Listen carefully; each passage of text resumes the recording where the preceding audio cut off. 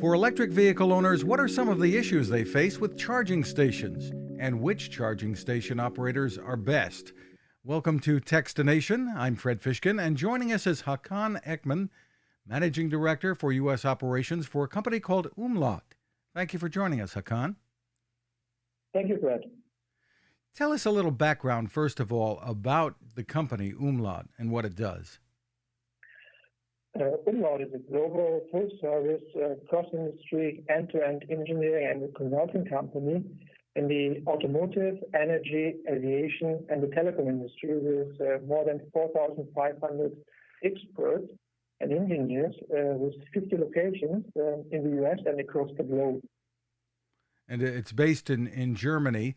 And you recently partnered with, I think it was a partnership, with Charged, the electric vehicles magazine, taking a look at the various electric vehicle charging companies and the stations, and you actually ranked them. Give us an overview of what you've done here. Yeah.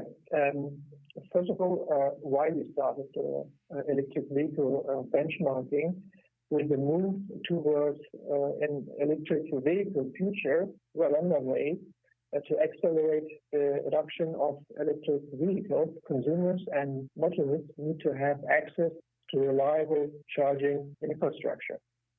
Since we are experts for our clients in assessing and testing the technologies, we started charging network testing in Germany, Austria, and Switzerland, and recently conducted our first electric vehicle benchmarking test of the largest country in the U.S. To determine the current state of the charging infrastructure in the U.S. And the methodology we used was we were looking from the customer perspective and looked at authentication methods, interoperability, pricing, functionality, and availability. In this test, we used two different vehicles. One was the Audi e-tron crossover SUV and the BMW 13 subcompact city car. We focused on analyzing two areas. One was the physical interaction at the charging station location and the digital experience on the network website or smartphone apps. And the testing we considered KPIs and we tested 8 categories. One was the website, the app operation, the app functionality, price transparency and payment, charging station environment, charging station functionality, service and hotline, and payment. The testing took place at hotspots in California. We tested 3 different locations for 5 charging networks. We considered Electrify America, EVgo, a Charge Point, Electric Vehicle Connect, and Greenlots. And we partnered here with the magazine you mentioned, with a fantastic experience we had with ChargedEV. And coming out on top in this was Electrify America, but overall their score was under 700 out of a possible 1,000. So there are clearly some issues here that you found that need work, so to speak. Yeah. This is right. The winner in our exercise was Electrify. From our perspective, they had a good outcome. They scored highest in 5 out of 8 categories. We have seen intuitive station operation, have many high-power DC fast charging stations along highways, easy to find at night, great lighting. Comes at a cost, charging prices in a higher end of the range for sure. Then EVgo ranked second, followed by Charge Point, Electric Vehicle Connect, and Greenlots. From our perspective, for sure, we have also seen areas where the providers can improve, and starting here with the charging stations here. For sure, the reliability was a big concern. It is on a sufficient level from our perspective. Charging success rates are below 100%. Maintenance of the charging stations need to be improved in the future, out of service times or non-working displays for sure. Lack of protection against the weather. This is for sure for the consumer very important. Coming to the pricing here, might be good in the future having more transparency on the pricing. Then sometimes missing estimated total price to charge. Regarding the smartphone app here, location of other networks not shown always. No option to reserve the charging station for end customer could be good function, and need more info about out of service charging stations. But overall, having for the first exercise with a fresh benchmarking methodology was a good outcome, was a clear winner.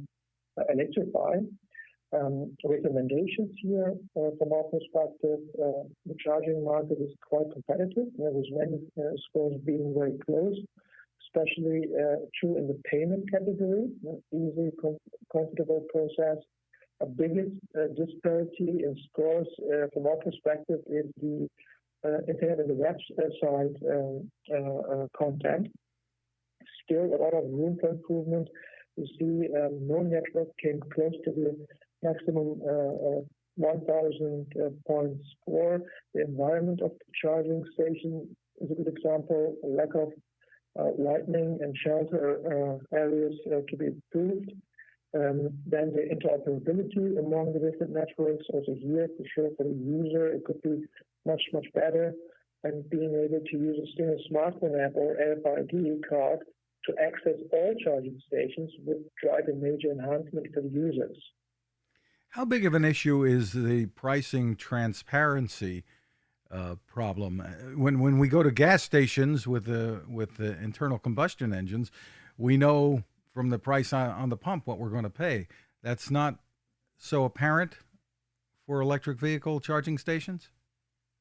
Correct. Not always detectable, but we have seen that the providers are taking action here because for the consumer it is a decision factor as to pricing, and here we expect improvement. From our perspective, it's not a serious topic. It's just helping the consumer take an agile way a decision.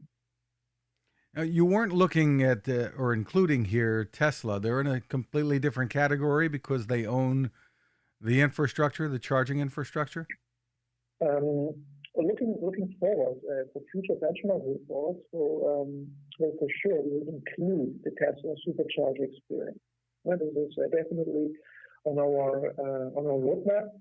For us, it was important to simulate a majority of the inhabitants in the US. Therefore, we used the other two vehicles, but Tesla is definitely in our next exercise another candidate we will consider.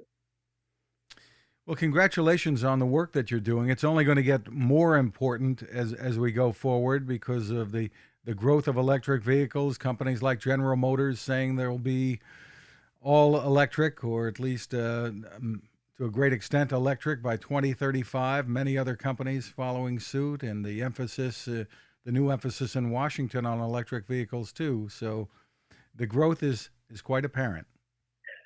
That's right.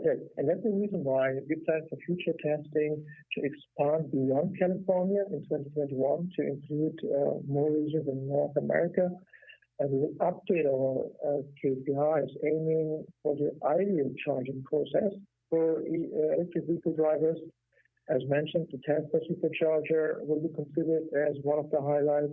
Our next benchmark report will include analysis of the new plug and charge feature, which allows charging without the need for a card or a smartphone app. There's also an innovation which we should test and give insights to consumers. Is there a place where people can go to get more information? Yeah, on the ChargedEV website or our website, the full report is mentioned. And the website umlaut.com. Our website, there's a link directly to the benchmark report. If you look forward, also like then for sure we see challenges. We see challenges where the e-mobility is a new field that combines automotive with energy and connectivity, and we want to translate this to the consumer. Maybe is it an automotive topic? Is it an energy topic? Is it a connectivity topic? And I would like to also highlight here that our next benchmark will consider the consumer looking at the connected cockpit in a vehicle. Then we look now to the e-charging, and the next stop for us is looking to the cockpit, the future cockpit. Who is which vehicle is supporting the best cockpit, and this is just connecting to the driver after the e-charging exercise, looking to the future cockpit. Very interesting. The site again is umlaut.com, umlaut.com. Hakan Ekman, thank you for taking the time with us. Thank you very much, and stay healthy, and looking forward to talking to you next. Now this. It takes a lot of listening to build a better radio, and that's just what the folks at C. Crane have done. Bob Crane and his crew, nestled among the rivers and tallest trees in the world in Fortuna, California, have made a habit of listening to their customers. And that's just what they've done in building the CC Skywave SSB, the Swiss Army knife of portable radios. For everyday listening to AM or FM in the yard or patio or on the nightstand, without having to drain a mobile phone battery, it's a great companion. But it is also a companion equipped for NOAA weather information and alerts that can be life-saving. You can listen to FEMA and Coast Guard transmissions too. Beyond all of that, you can tune into shortwave signals from around the world. It's compact, easy to take with you, and built to last. The CC Skywave SSB. Click on the link at Techstination.com.